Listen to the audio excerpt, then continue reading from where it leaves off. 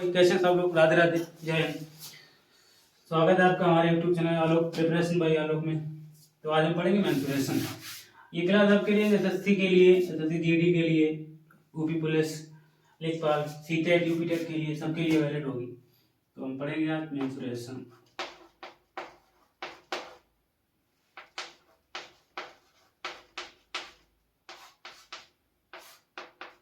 Mensuration में दो part होते हैं, एक होता है 2D, एक होता है 3D।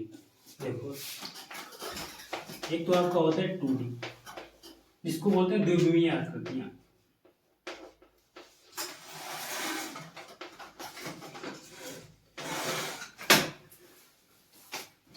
आपका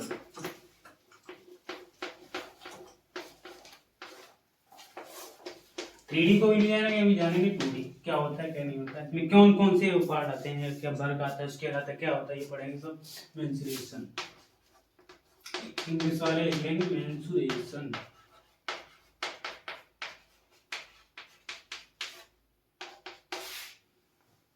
तो इसमें मेंसुरेशन में 2D में पहले आता है स्केल, आपका वर्ग, वर्ग वर्ग स्केल। स्केल किसको कहते हैं ये समझेंगे। पहले कुछ नहीं जानना है, मतलब समझना है इसको। फॉर्मूले कुछ होते हैं, कंसेप्ट वगैरह बता देंगे, बाकी सवाल तो बिना फॉर्मूले के लेंगे, फिर भी बताना जरूरी होता है इसलिए बता रहे पहले। तो पहले स्केल वर्ग किसको बोलते हैं, जिसकी चारों भुजाएं, जिसकी, मैं लिख रहा हूं तो आप लोगों की लिखिए, सब लिखते जाइए, जो भी लिखा है वो लिख दीजिए। जिसकी चारों भुजाएं, भुजाएं बराबर होती है, बराबर हो उसे वर्ग, बस वर्ग कहते हैं। क्या बोला गया, स्केल क्या होता है, जिसकी चारों भुजाएं बराबर होती हैं उसे वर्ग कहते हैं, और जिससे वर्ग, जिसकी चारों भुजाएं बराबर होंगी उसे कहते हैं वर्ग या स्केल कहते हैं। अब देखिए वर्ग का डायग्राम बनाएंगे यहाँ पे। वर्ग, ये आपका हो गया वर्ग, इसको बोलते हैं स्केल, ठीक है। इस वर्ग का हमने नाम दे दिया ए, बी, सी और डी। ये आपका हो गया स्केल। इसका आप देखेंगे इसकी साइड क्या होगी, इसको, इसकी साइड को हमने एक्स मान लिया। क्या मान लिया, एक्स। अगर ये एक साइड एक्स होगी तो बोला गया है जिसमें जिसकी चारों भुजाएं बराबर हों उसे वर्ग कहते हैं। तो देखो चारों भुजाएं बराबर करनी है, तो ये अगर एक्स होगी तो दूसरी भी क्या हो जाएगी, एक्स हो जाएगी, ठीक है। तीसरी भी एक्स हो जाएगी, चौथी भी क्या हो जाएगी, एक्स। सिंपल सी बात है, हमने इसका नाम दे दिया एक्स। तो जो बोला गया है वर्ग की चारों भुजाएं बराबर होती हैं उसमें वर्ग कहलाता है, स्क्वायर इसको बोलते हैं। देखो चारों भुजाएं बराबर है, जिसकी एक एक्स होगी तो दूसरी भी एक्स होगी, तीसरी भी क्या होगी, एक्स होगी, चौथी भी एक्स हो जाएगी। अब इसका निकालेंगे एरिया।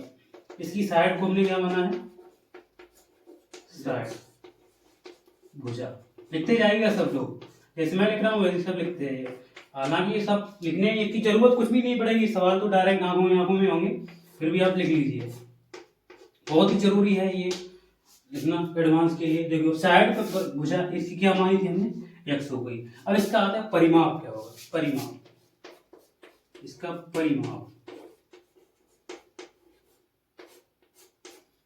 परिमाप क्या होगा, इसका परिमाप क्या हो जाएगा। परिमाप का मतलब होता है, परिमाप इधर लिख लीजिए, परिमाप,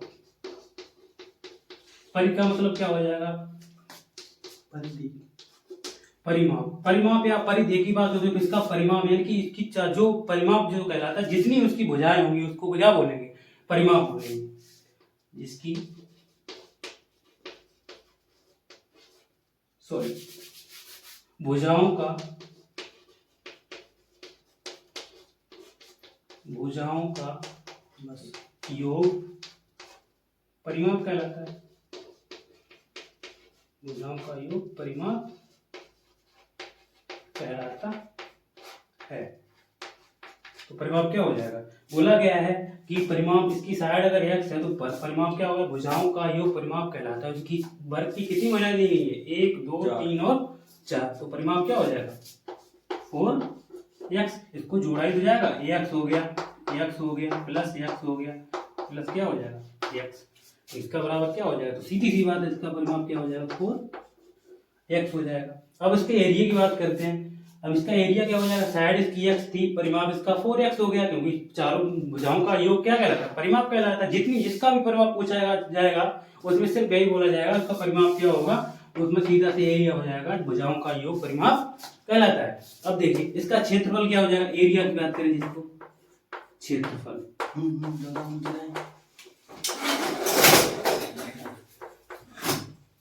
इसका क्षेत्रफल क्या हो जाएगा,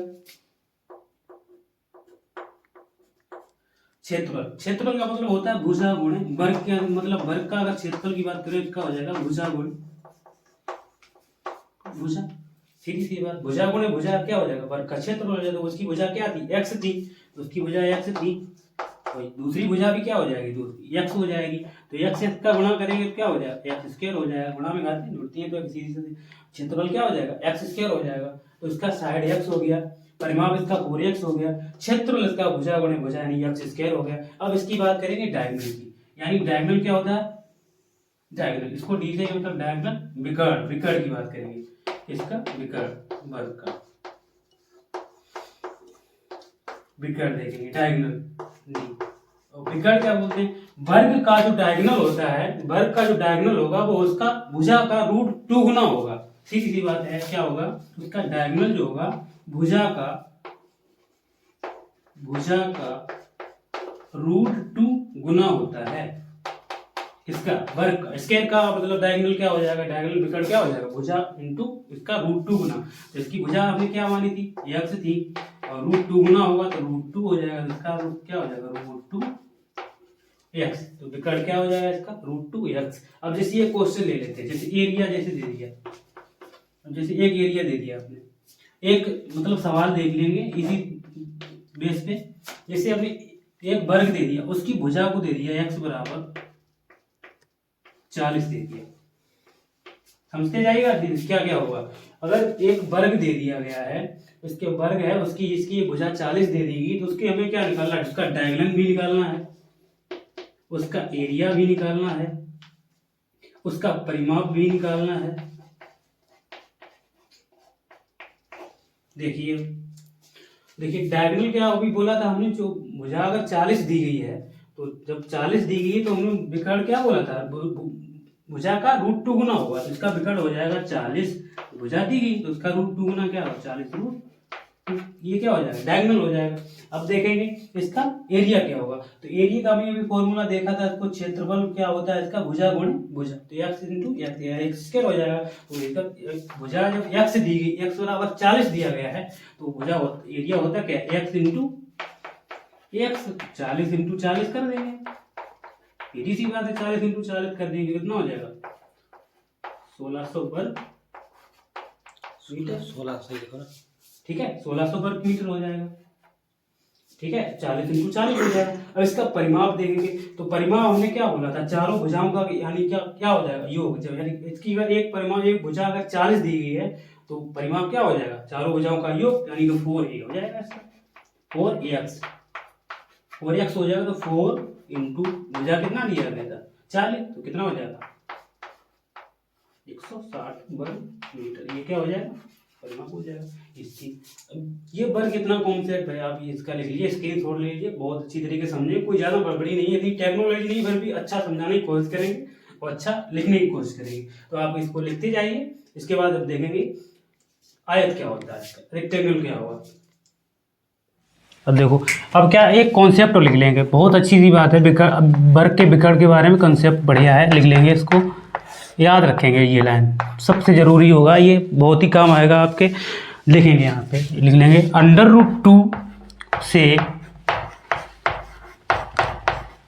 भाग करने पर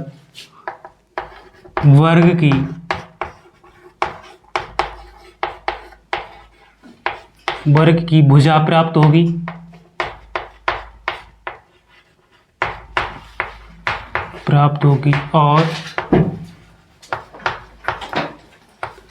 और √2 से गुणा करने पर गुणा करने पर विकर्ण प्राप्त होगा। ये कॉन्सेप्ट है या ट्रिक समझ लिए, कॉन्सेप्ट समझ लिए, बहुत अच्छी सी बात है, इसको याद करके रखेंगे। अंडर रूट 2 से अगर भाग करने पर वर्ग की भुजा प्राप्त होगी और अंडर रूट 2 से अगर गुणा करेंगे तो विकर्ण उसका प्राप्त हो जाएगा। किसका? वर्ग का। गुणा करने पर विकर्ण प्राप्त होगा।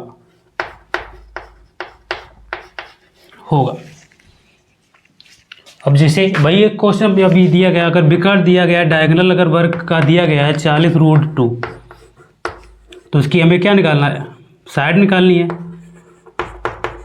साइड ही तो निकालनी है, साइड यानी कि भुजा। भुजा क्या हो जाएगी? तो हमने क्या बोला, ये ट्रिक समझ लिए, अंडर रूट 2 से भाग करने पर वर्ग की भुजा प्राप्त होगी और अंडर रूट से गुणा करेंगे तो क्या होगा? उसका विकर्ण प्राप्त होगा। बहुत अच्छी बात है। देखिए देखो, अगर इसका विकर्ण 40√2 दिया गया है तो उसकी भुजा क्या हो जाएगी? तो 40√2 में भाग किसका देंगे? अंडर रूट 2 का। तो अंडर रूट 2 से अंडर रूट कैंसिल हो जाएगा, तो भुजा क्या हो जाएगी? 40। सीधी सा आपका आंसर निकाल सकते हैं। अगर विकर्ण दिया गया है, भुजा पूछी गई है, भुजा दी गई है, विकर्ण पूछा गया है, तो सीधी सी बात है।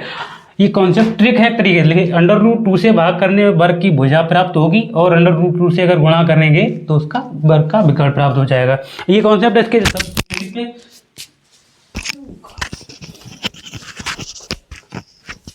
विकर्ण प्राप्त हो जाएगा। और ये अब देखेंगे आगे। अब सवाल इसके बाद में करेंगे। अब इसका एक और कॉन्सेप्ट देख लेंगे, रेक्टेंगल के बारे में। रेक्टेंगल के बारे में, रेक्टेंगल जिसको बोलते हैं आयत। अब आयत क्या होता है वो समझेंगे। पहले हमने वर्ग के बारे में जाना, अब क्या होगा? आयत के बारे में जाने। रेक्टेंगल जिसको बोलते हैं, तो आयत क्या होता है? आयत की परिभाषा होती है जिसकी दो भुजाएं बराबर हों,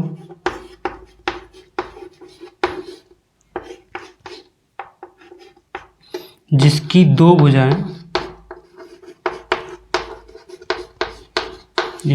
भुजाएं बराबर हों, उसे क्या बोलते हैं? विकर्ण बोलते हैं। उसे आयत। एक तो ये हो जाएगी जिसकी दो भुजा बराबर हों, या फिर ये परिभाषा ये हो जाएगी सिंपल तरीके से, जो लोग सब बताते हैं तो वही परिभाषा हो जाएगी, जिसके आमने सामने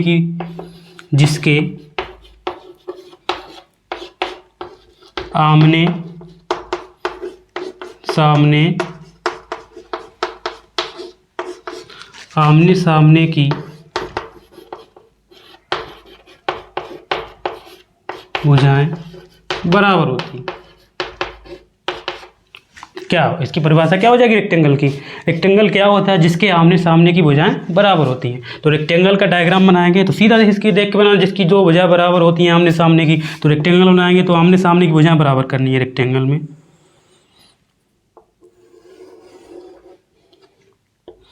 तो ये क्या हो जाएगा? रेक्टेंगल हो जाएगा आपका।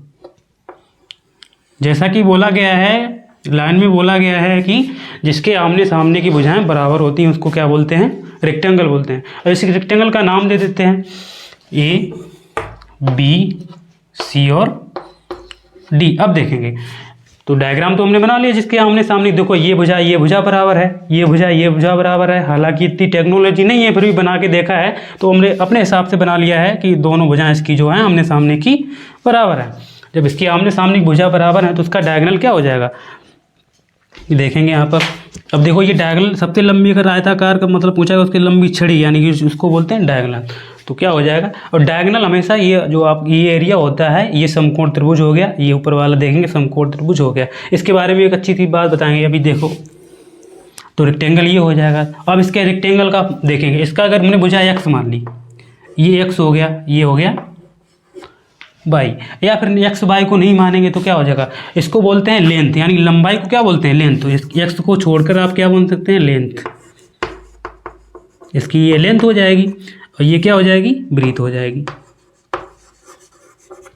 यानी कि ब्रीथ हो जाएगी। ठीक है, ये लेंथ हो जाएगी और क्या हो जाएगा? ब्रीथ। अब इसका देखेंगे, इसका क्या हो जाएगा? इसकी एक तो लेंथ होगी, ये मतलब एक भुजा क्या? ब्रीथ। ये चौड़ाई होगी, ये लंबाई होगी। अब इसका निकालेंगे परिमाप।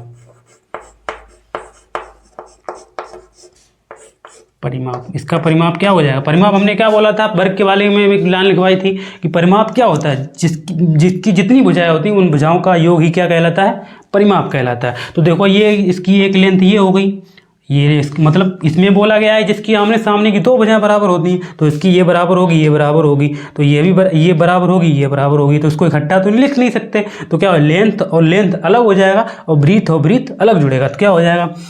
लेंथ प्लस का ब्रीथ प्लस का ब्रीथ। तो क्या हो जाएगा इसका परिमाप? क्या हो जाएगा? एक और एक दो एल हो जाएगा, ये एक और एक दो बी हो जाएगा। तो इसका परिमाप क्या हो जाएगा? लिखेंगे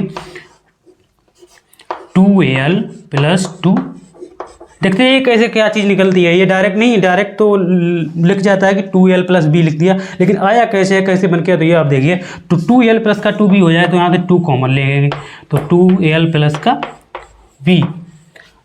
ठीक है, तो L का मतलब क्या हो जाएगा? L लेंथ हो जाएगी, ब्रीथ क्या हो जाएगा इसकी?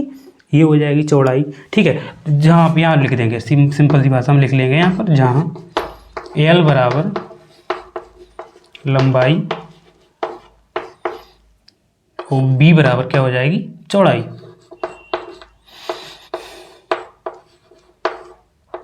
क्या हो जाएगी? चौड़ाई। अब देखेंगे वर्ग का क्षेत्रफल था भुजा गुणे भुजा था। अब इसका क्षेत्रफल निकालेंगे तो ब्रीथ और लेंथ का ही तो गुणा करेंगे। तो इसका अगर क्षेत्रफल की बात करें, एरिया की, इसका क्षेत्रफल इसका एरिया। अब देखिए क्षेत्रफल क्या हो जाएगा, मतलब क्या हो जाएगा? लेंथ इंटू ब्रीथ, यानी क्या हो जाएगा? क्षेत्रफल अगर देखेंगे आयत का तो लंबाई गुणे इंटू क्या हो जाएगा? चौड़ाई हो जाएगा। लंबाई इंटू चौड़ाई। अब लंबाई को हमने क्या माना था? L था, अब चौड़ाई को क्या माना था? B। तो इसका क्या हो जाएगा? L इंटू, नोट कर लेंगे जैसे मैंने लिखा, ये सब नोट कर लीजिएगा, बहुत काम आएगा आपके, बहुत ही अच्छी तरीके से इसकी बेसिक पे सवाल लगेंगे। तो इसका क्षेत्रफल क्या हो जाएगा? लंबाई गुणे चौड़ाई, तो L इंटू B हो जाएगा। तो इसको नोट कर लेंगे। इसके बाद देखेंगे परिमाप हो गया, क्षेत्रफल हो गया, इसकी साइड तो हमने जान ली। अब देखेंगे विकर्ण क्या होता है। यहाँ पर कोई जगह नहीं है तो यहाँ पर देख लीजिए, आयत का विकर्ण यहाँ पर देख लीजिए, विकर्ण जिसको बोलते हैं डायगोनल। अब जैसे क्वेश्चन ऐसे कैसे किस पे बनेगा डायगोनल में, तो बोला गया एक आयताकार कमरा है, उनमें सबसे लंबी छड़ी की लंबाई पूछी जाएगी, तो उसका डायगोनल क्या हो जाएगा? तो डायगोनल क्या होता है? इसका डायगोनल हो जाएगा लंबाई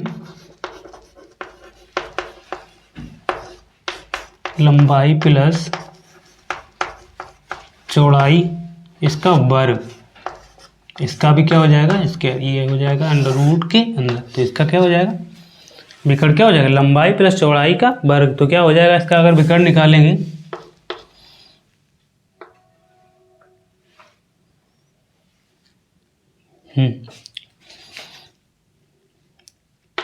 इसको लिखना चाहे तो उसके लिख सकते हैं इंग्लिश में, तो L स्क्वायर प्लस का B स्क्वायर। अब ये पूछेंगे विकर्ण ये कैसे निकल के आया, तो L स्क्वायर प्लस का B स्क्वायर विकर्ण D डायगोनल कैसे निकल के आया? लंबाई प्लस चौड़ाई का वर्ग क्या हो जाएगा? डायगोनल हो जाएगा। डायगोनल ये कैसे निकल के आएगा? तो डायगोनल यहाँ से ऐसे निकल के आएगा। देखिए अगर ये L है और ये क्या हो जाएगा? ये L है, ये B है, तो इसको देखेंगे, सोल्व करके देखेंगे विकर्ण कैसे निकल के आया। विकर्ण कैसे निकल के आया? तो ऊपर से वाला तो आपने लिख लिया होगा सबने, ठीक है, मिटा दे रहे इसको।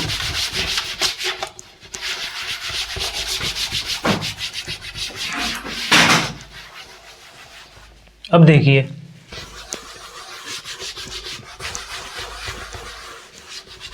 निकल के कहाँ से आया, तो इसका डायगोनल देखें कहाँ से निकल के आया आयत का। देखिए डायगोनल आपने एक पाइथागोरस प्रमेय पढ़ा होगा, सभी ने सुना तो होगा ही, पाइथागोरस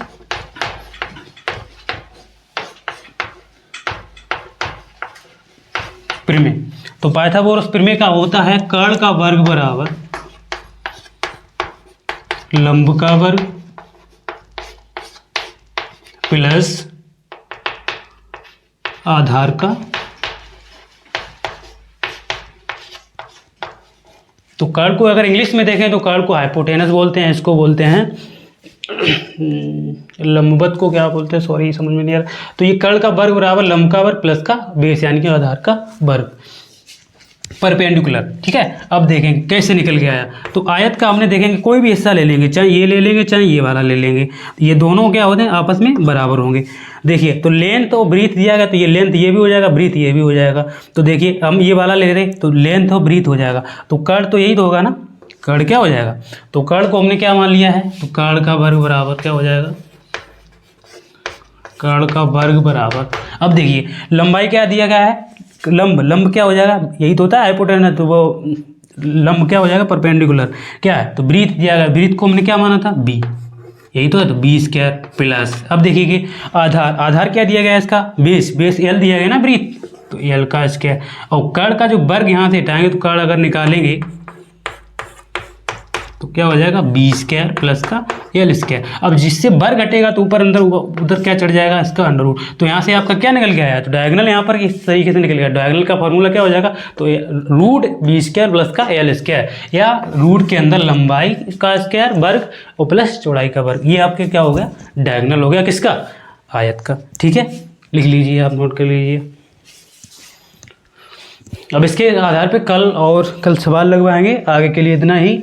ठीक है, समझ आएगा बहुत अच्छी तरीके से, ज़्यादा फिर भी इतनी टेक्नोलॉजी नहीं है अपने पास, आराम चाक है, बोर्ड है, ले लगा लिया, समझने की कोशिश करिए, बहुत अच्छी चीज़ें हैं, कोई ज़्यादा परेशान होने की ज़रूरत नहीं है, ये सब कुछ दिया गया। इसके मतलब फॉर्मूले को आपको नहीं रखना है, सवाल लगवाएंगे आपके, लग जाएंगे। बस वीडियो अगर पसंद आई तो लाइक करें, सब्सक्राइब करें।